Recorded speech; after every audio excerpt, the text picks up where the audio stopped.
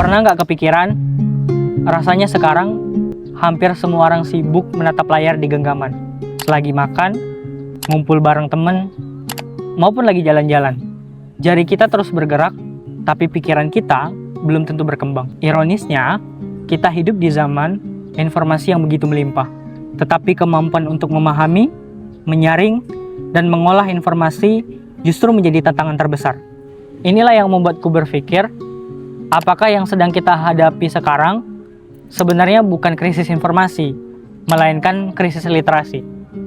Karena menurutku, literasi bukan sekedar bisa membaca. Literasi adalah sebuah kemampuan memahami, berpikir kritis, memecahkan masalah, dan melahirkan ide-ide baru. Kalau sebuah masyarakat kehilangan budaya membaca, maka perlahan mereka akan kehilangan kemampuan berpikir panjang. Padahal, setiap perubahan besar dalam sejarah selalu diawali oleh orang-orang yang gemar membaca. Mereka membaca untuk memahami dunia, mereka membaca untuk menemukan solusi, dan mereka membaca untuk menciptakan perubahan. Lalu, pertanyaannya, bagaimana dengan kita?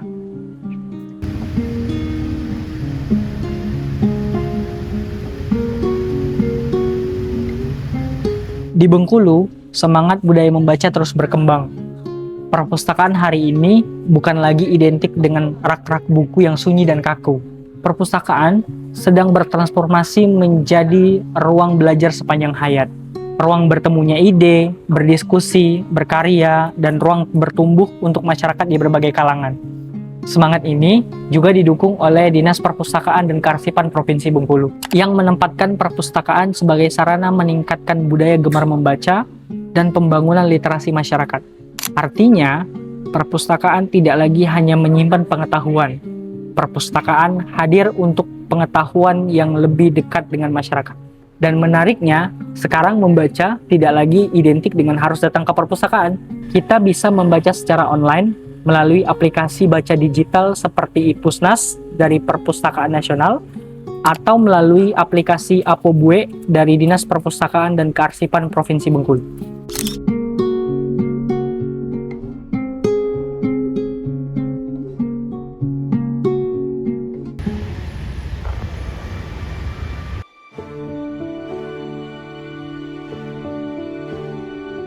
Melalui aplikasi ini, masyarakat dapat mengakses berbagai koleksi buku digital, kapan saja dan di mana saja. Cukup melalui telepon genggam, ribuan referensi bisa menemani waktu luang kita, baik untuk belajar, menambah wawasan, maupun hiburan.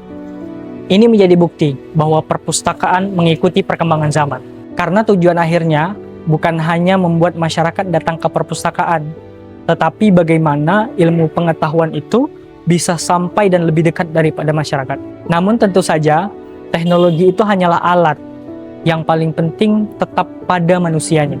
Karena budaya membaca tidak lahir dari sebuah aplikasi, tapi lahir dari sebuah kebiasaan.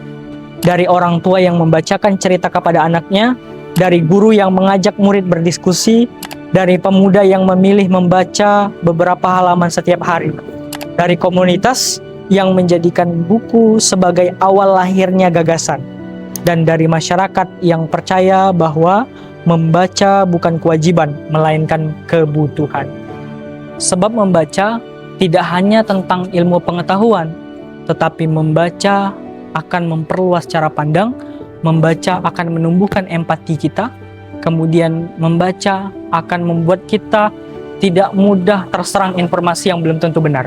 Di era digital seperti sekarang, kemampuan itulah yang justru paling dibutuhkan. Karena untuk menuju Bengkulu yang progresif, kita tidak sekedar berbicara soalan pembangunan infrastruktur yang mewah, tetapi juga perlu peranan aktif dari masyarakat yang berpikir kritis, kreatif, dan terus belajar sepanjang hayat. Maka, mari jadikan perpustakaan sebagai ruang kreativitas, tempat lahirnya ide, tempat bertemunya kolaborasi, dan tempat tumbuhnya budaya membaca di tengah masyarakat. Mulailah dari langkah sederhana, luangkan beberapa menit setiap hari untuk membaca, kunjungi perpustakaan, atau manfaatkan aplikasi Apobue untuk membaca buku digital kapan saja. Karena perubahan besar lahir dari langkah kecil kita. Dan mungkin masa depan Bengkulu yang lebih progresif dimulai dari satu buku yang kita baca hari ini.